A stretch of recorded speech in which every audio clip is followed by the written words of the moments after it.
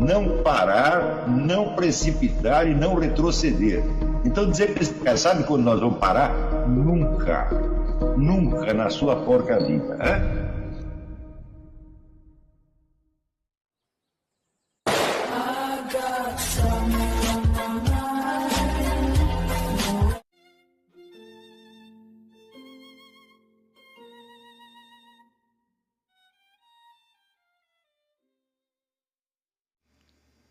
E aí pessoal, tranquilo? Então vem aqui antes do vídeo começar, pedir para vocês se inscreverem, quem não for inscrito, compartilhar, curtir, comentar. Quem puder seja membro do canal, que isso ajuda bastante. Tem também o link do Apoia-se. Quem puder ajudar nosso canal e apoiar financeiramente vai ser muito bem-vindo. Mas o mais importante é transmitir o conteúdo e os conhecimentos do professor Olavo de Carvalho para mais e mais brasileiros. Então compartilhe e ajude aí nossa causa. Muito obrigado a todos os membros, apoiadores do canal. Fico muito feliz. Tenho certeza que a gente está no caminho certo. Então fiquem com o vídeo e até mais. Valeu! Mas tudo isso eu estou dizendo para ilustrar que nada no mundo tem tanto poder quanto as escolas filosóficas. Só que não é um poder pessoal. O filósofo, enquanto vive, ele pode ser um sujeito que ninguém conhece. E que ninguém presta atenção e pode ser um pé rapado, tá certo? O próprio Karl Marx dizia, falou, olha, o que eu ganhei com a edição do Capital não basta para pagar o charuto que eu fumei enquanto estava escrevendo. E, no entanto, depois que o sujeito morreu, a coisa se alastra para o mundo inteiro e você vê que até hoje existem milhões e milhões de pessoas que são incapazes de pensar fora do quadro que Karl Marx delimitou. Então, Karl Marx, o Jacques Derrida, Augusto Comte, etc, etc. A pergunta é, o que falta? Quer dizer, os historiadores das ideias e os sociólogos, eles são todos intelectuais, eles pertencem a esta mesma classe da qual eu estou falando. Né? O que falta para eles confessarem que quem manda no mundo é eles? Né? Por que eles insistem em atribuir o seu poder a outras forças, né, que às vezes são apenas pretextos para a ação deles, pretextos legitimadores? Então você faz uma revolução burguesa sem os burgueses, você faz uma revolução proletária sem os proletários, tá certo? Mas são sempre vocês que estão lá mandando de algum modo. Eu acho que a dificuldade é justamente esta, de que o poder intelectual não é um poder pessoal. Você não desfruta dele durante a sua vida. Ele é de longo prazo por sua própria natureza. Então aquele indivíduo não se sente poderoso. Por quê? Porque ele não recebe, durante o prazo da sua vida, a recompensa proporcional ao poder que ele está exercendo. Então ele sente que não manda nada. Tá certo? Mas isto não modifica em nada a situação. Tá certo? Agora, dificilmente você verá algum tipo de pensamento social hoje em dia, que enfatize da maneira que eu estou fazendo, vou dizer, o poder dos intelectuais. Num curso que eu dei um tempo atrás, eu dei na Universidade do Paraná, dizia que só existem 3 tipos de poder. Você tem o poder militar, você tem o poder econômico, você tem o poder intelectual. Só existem esses 3. E ele se caracteriza, ele se distingue pelos seus meios de ação, meios, por assim dizer, materiais de ação. Tá certo? Então, o poder militar é eminentemente o poder de matar. Tá certo? E ele tem esta característica de que ele não pode ser exercido em plenitude, porque se você matar todo mundo, não há mais ninguém para obedecer. Então, esta é a limitação intrínseca de todo o poder militar. Ele é eminentemente um poder potencial. Quer dizer que ele vai funcionar menos materialmente do que pela ameaça ou pelo temor. Quer dizer, você obtém... O poder é um meio... O que consiste o poder? O poder consiste em fazer-se obedecer, quer dizer, fazer os outros fazerem o que você quer que façam. Né? Então, o poder militar, ele se exerce eminentemente pelo temor e pela ameaça. As pessoas te obedecem para que você não lhes traga um dano que pode culminar com a morte. Então, evidentemente, todo o aparato, né, de instrumentos de pressão e intimidação que vão desde as armas propriamente dito até as cadeias, os tribunais as propagandas intimidatórias, tudo isso aí entra dentro da categoria do poder militar. O poder econômico, ao contrário, ele se exerce não por uma ameaça, mas pela oferta de uma vantagem possível. Por exemplo, você faz tal coisa para mim, no fim do mês eu te pago tanto. Tá certo? Isso quer dizer que o poder econômico por si mesmo, ele não tem os meios militares. Ele pode se socorrer dos meios militares, mas certamente não é a mesma pessoa que vai exercer os dois. Né? Então, não é o mesmo o sujeito que paga o seu salário, tá certo? E o sujeito que vai colocar você na cadeia se você fizer isto ou aquilo. São pessoas diferentes. Então, quer dizer que entre o poder econômico e o poder militar, você tem uma série de interfaces, uma série de relações, de ambiguidades, de colaborações, conflitos, competições, etc, etc.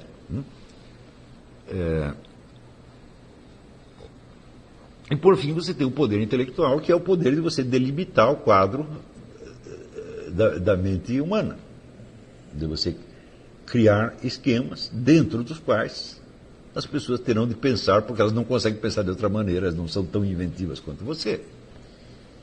Então, você vê que o poder mais imediato, o que se exerce da maneira mais visível, é o poder militar. Quando o sujeito encosta um revólver na sua cara, não sei se isso já lhes aconteceu, mas a mim aconteceu. E é claro que quando o sujeito fez isso, eu concordaria com qualquer coisa que ele dissesse. Não é isso? O sujeito encostou uma vez uma faca na minha barriga e perguntou: você é cearense? Né? Ele estava perseguindo um cearense. Né? E agora? A resposta certa: o que o senhor quer que eu seja? Felizmente eu falei não e fui liberado. Porque eu não sabia, depende, ele é cearense ou o cara que ele quer matar é cearense? Esse é tudo o problema. Então eu serei qualquer coisa que o senhor queira que eu seja. Já o poder econômico não é assim, ele exige uma mediação. E, sobretudo, você vê que coisa extraordinária. Nenhuma riqueza representa poder por si, porque ela precisa de alguém que a garanta por fora. Por exemplo, a moeda corrente de um país, ela só é corrente porque existe um Estado que a garante. E o Estado é eminentemente, vamos dizer, uma estrutura de poder militar, no sentido que eu uso o termo, militar, policial, jurídica, etc, etc. Se não houvesse estrutura, a riqueza não vale nada. Quer dizer, se você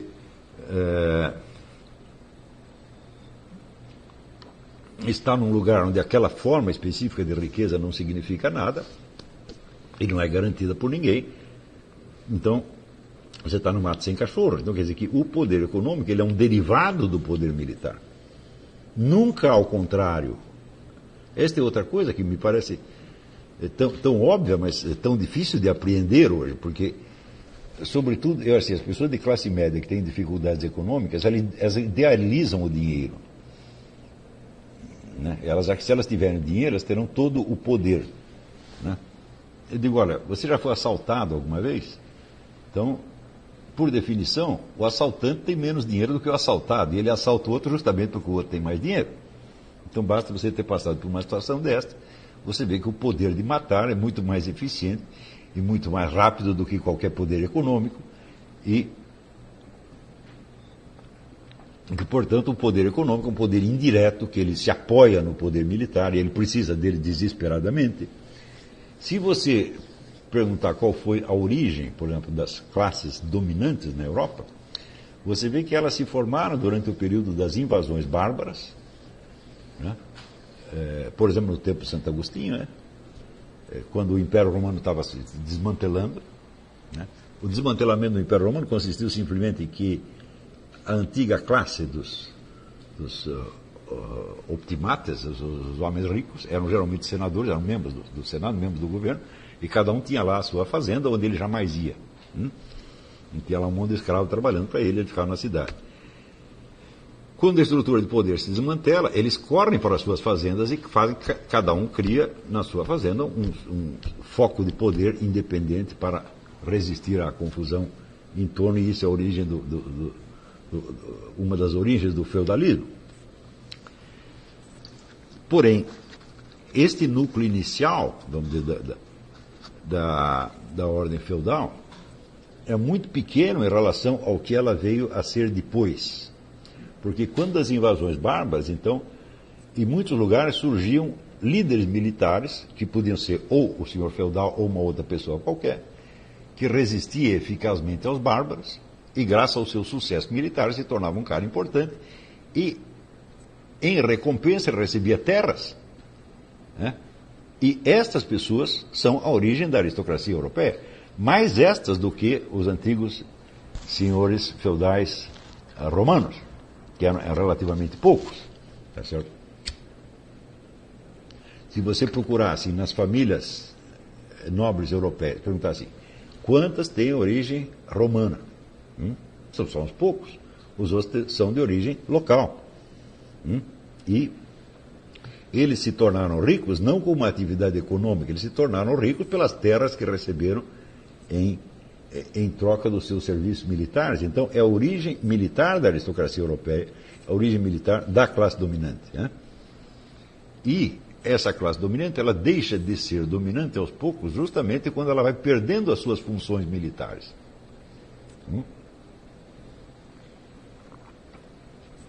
Então, e quando é que isso acontece? Né? Acontece quando se formam as nações modernas, por volta entre o século XV e XVII, né?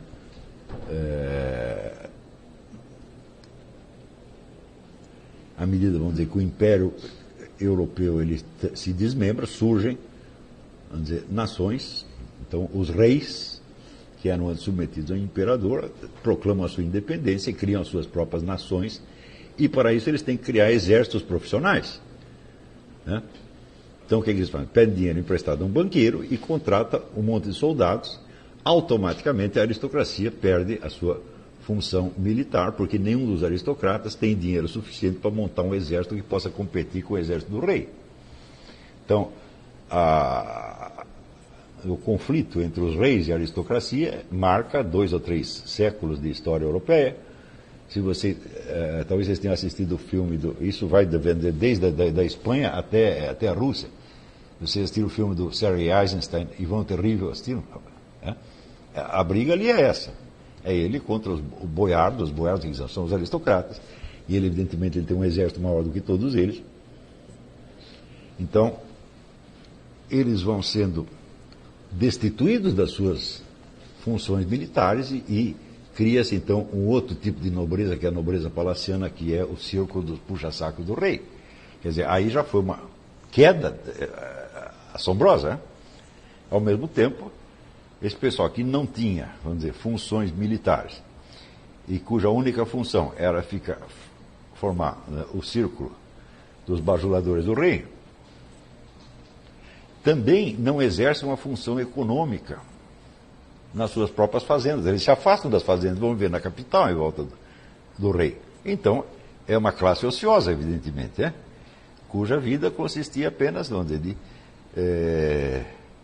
diversões, no fim das contas. Né? E isto, vamos dizer, é um processo que se desenrola de maneira totalmente diferente na França e na Inglaterra. Porque eu não sei porquê, até hoje eu não sei porque que isso aconteceu, mas aconteceu que a aristocracia se manteve apegada à sua terra e tinha ali funções administrativas. Então quer dizer que os nobres, na Inglaterra, à medida que eles perdem a função militar, eles adquirem uma função empresarial. São administradores das suas terras. E por isso que a aristocracia inglesa acabou saindo muito melhor historicamente do que a francesa. Se bem que isso também, vamos dizer, faz parte das grandes ilusões históricas, esses chavões históricos que a pessoa diz, em 1789, então caiu a aristocracia, subiu a burguesia. Quando você vai ver, né, você pega, por exemplo, a Ordem de Malta, né, que só tem bilionários, todos eles são nobres. Você não entra na Ordem de Malta se você não for pelo menos um marquês, né, com 10 séculos de história familiar. Então eu digo, mas quem é essa bendita burguesia que passou a mandar no mundo depois da aristocracia? É a própria aristocracia. Eles simplesmente, né, eles não se tornaram empresários rurais como os ingleses. Né? Durante um certo momento eles de fato perdem as suas prerrogativas, mas depois a reconquistam como grandes capitalistas, já não apenas empresários rurais, mas são banqueiros, potentados da indústria, etc, etc. Então, essa história de dizer que a aristocracia caiu e subiu a burguesia, isso é uma conversa mole, né? Então, a própria aristocracia, ela se torna empresarial, seja no nível pequeno, como na Inglaterra, nível pequeno e local, seja num nível internacional, global, como aconteceu na França, na Itália, etc, etc. Né? E um pouco por toda parte.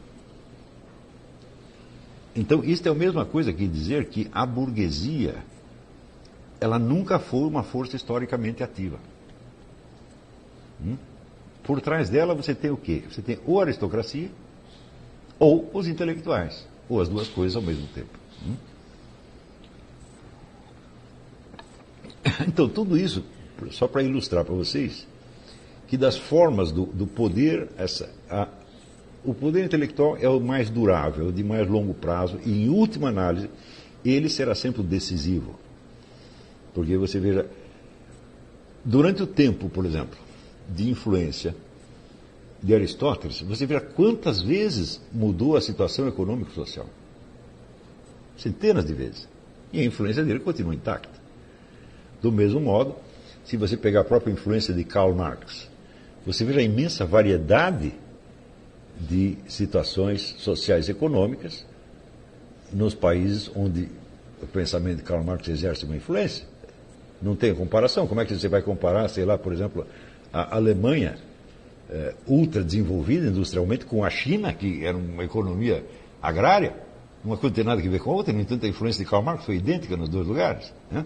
Então, tudo isso é de uma obviedade gritante, mas eu acho que a intelectualidade não reconhece o seu poder explicitamente, primeiro porque não é um poder pessoal e o indivíduo não sente, né? É dizer, bom, o que adianta eu ter poder depois de morto? Eu digo, bom, mas foi você que escolheu isso aí. Né? Se você quisesse um poder mais imediato, você devia montar um grupo terrorista, tá certo? Ou fundar um banco. Né? Se você quer exercer o poder intelectual, ele vai ser pelos séculos, né? Este é um motivo. E o segundo motivo, eu acho que realmente uma espécie de camuflagem. Quer dizer, não convém à classe intelectual reconhecer que ela está por cima. Porque se ela aparece muito,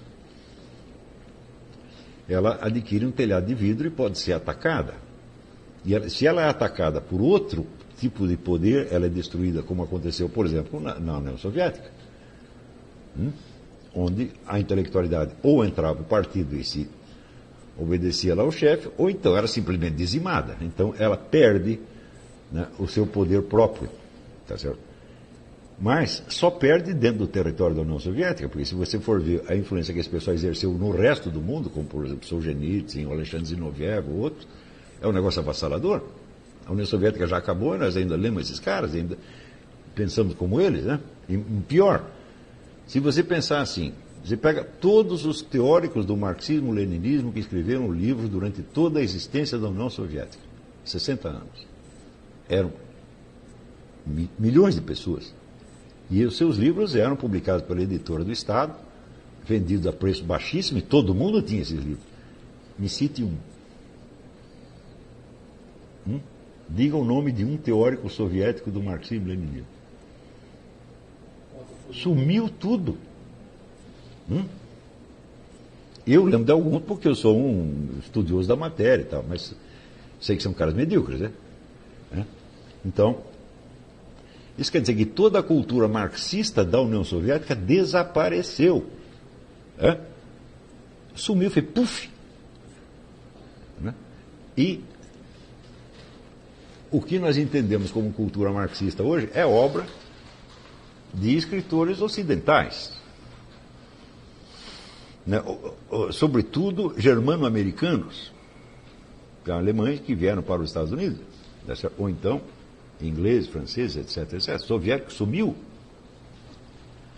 Por quê? Aconteceu que o pessoal que estava no governo, que tinha o poder militar na mão, subjugou a intelectualidade, uns ele mandou para o Gulag, e outros vestiu a camiseta do partido, os caras tinham só que repetir a doutrina do Stalin, então mediocrizaram completamente, e tudo que eles escreveram perdeu interesse. E aqueles que têm interesse, bom, eram os caras justamente que estavam contra. Então a gente lê os dissidentes. Por isso é incrível, porque você fala da cultura da Rússia no primeira metade do século, parece que só tinha dissidente, não tinha cultura oficial. Dissidente do quê? Então, só tem oposição, não tem a posição. Né? Então, isso então, para mostrar, vamos dizer, que a intelectualidade ela conserva o seu poder enquanto ela conserva a sua independência. A hora que ela se submete a um outro interesse externo, acabou. Não é isso? E se ela começa a chamar muita atenção, ela mostra o seu poder, ela está arriscada a ser subjugada pelo poder econômico ou pelo poder militar.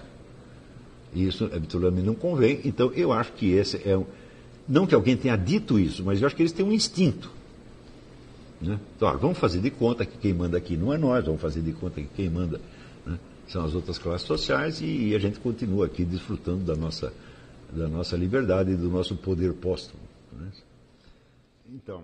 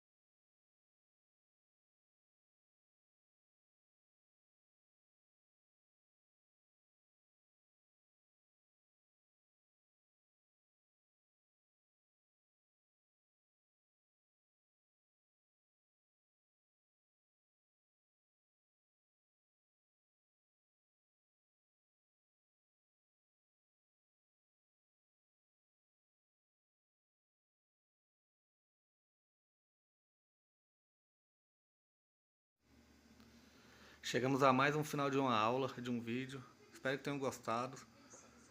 Quem não se inscreveu ainda, se inscreva, compartilhe, comente. Ajude o nosso canal, apoie, seja membro.